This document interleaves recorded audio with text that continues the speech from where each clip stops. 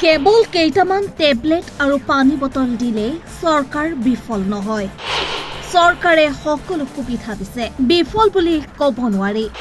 ক'ত সাহায্য পোৱা নাই মোক কওক। সাংবাদিকক প্ৰত্যাহ্বান স্বাস্থ্যমন্ত্ৰী অশোক সিংহালৰ।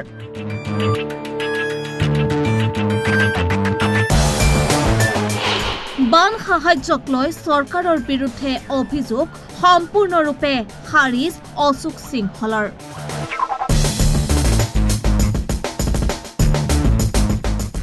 বান পৰিস্থিতিক লৈ সমগ্ৰ ৰাজ্যজুৰি এতিয়াও অব্যাহত আছে চৰ্চা আৰু সমালোচনা।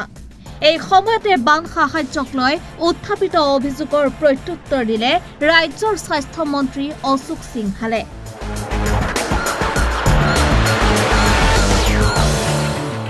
স্বাস্থ্যমন্ত্ৰীগৰাকীয়ে স্পষ্টভাৱে কয় যে কেৱল কেইটামান টেবলেট আৰু পানীৰ বটল দিলেই চৰকাৰ বিফল বুলি ক'ব নোৱাৰি। তেওঁৰ মতে বানৰ সময়ত চৰকাৰে খাদ্য, বিশুদ্ধ খোৱা পানী, চিকিৎসা, ঔষধ আৰু প্ৰয়োজনীয় অন্যান্য সুবিধা আগবঢ়াইছে।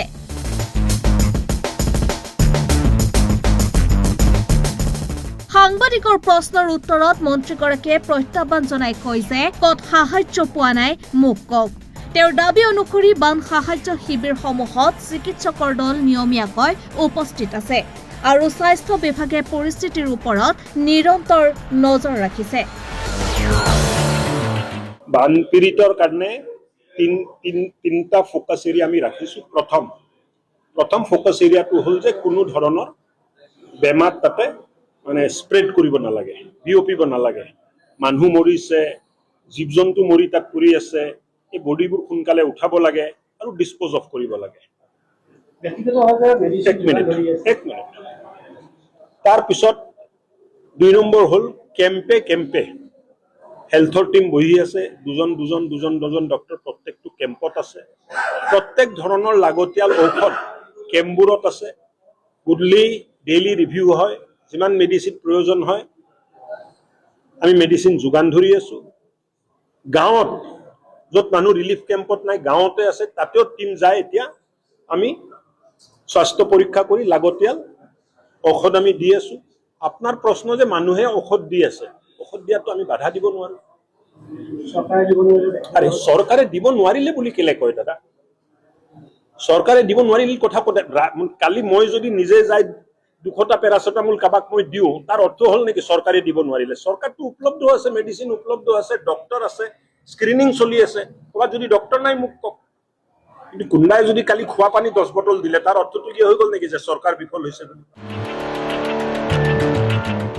এফালে সুস্থ জীৱনশৈলীৰ বিষয়তো মন্তব্য কৰে অশোক সিংহালে এনেদৰে। ঔষধতকৈ যোগেই সুস্থ জীৱনৰ মূল মন্ত্ৰ।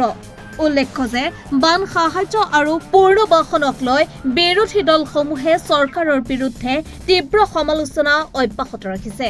সেই সমালোচনাৰ মাজতেই স্বাস্থ্যমন্ত্ৰী অশোক সিংহালে চৰকাৰ বিফল হোৱা বুলি উত্থাপিত অভিযোগ সম্পূৰ্ণৰূপে খাৰিজ কৰে। তেনেকুৱা নহয়, এটা ডাঙৰ দুৰ্যোগ হৈছে। ইয়াত আমি বেলেগ চিন্তা নকৰি এই মানুহখিনিৰ কাষত থিয় হ'ব লাগে। আৰু আজিৰ দিনত মই ভাবোঁ যে মিডিয়াই হওক, সামাজিকভাৱে হওক, সকলোৱে এটা দায়িত্ব ল'ব লাগে যে এই মানুহখিনিক আমি মানসিকভাৱে শক্তি প্ৰদান কৰিম। যে চিন্তা কৰিব নালাগে, আমি আছোঁ, চিন্তা কৰিব নালাগে, চব ভাল হ'ব। এই মানসিক শান্তি আৰু সম্বেদনা যদি আমি দিব পাৰোঁ, এইটোৱে আটাইতকৈ ডাঙৰ কাম সমাজ আৰু মিডিয়াৰ পৰা হ'ব। মই নিজে ভ্ৰমণ কৰি আহিছোঁ 2টা জিলা, চৰাইদেউ আৰু শিৱসাগৰ। যিটো ভয়ংকৰ প্ৰলয় হৈছে, তাৰ মাজত ওলাই আহিবলৈ কিছু সময় লাগিব।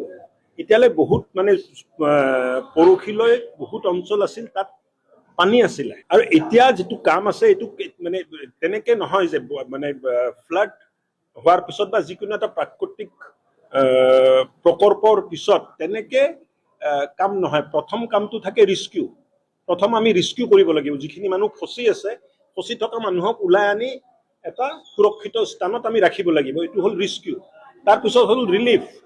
ৰিলিফটো হ'ল যে এই মানুহখিনি যে আহিলে, সুৰক্ষিত স্থানত আমি ৰাখিলোঁ, এই মানুহখিনিক খোৱা বোৱা, মেডিচিন, ঔষধ পাতি এই দিয়াৰ ব্যৱস্থা, ডেট ইজ ৰিলিফ। তাৰ পিছত 3 নম্বৰত আহিব ৰিহেবিলিটেশ্যন। যেতিয়া চব ঠিক হৈ গ'ল, নৰ্মেল হ'ব ধৰিলে, তেতিয়া ৰিহেবিলিটেশ্যনলৈতো আমি যাবই পৰা নাই না। News desk report Republic any.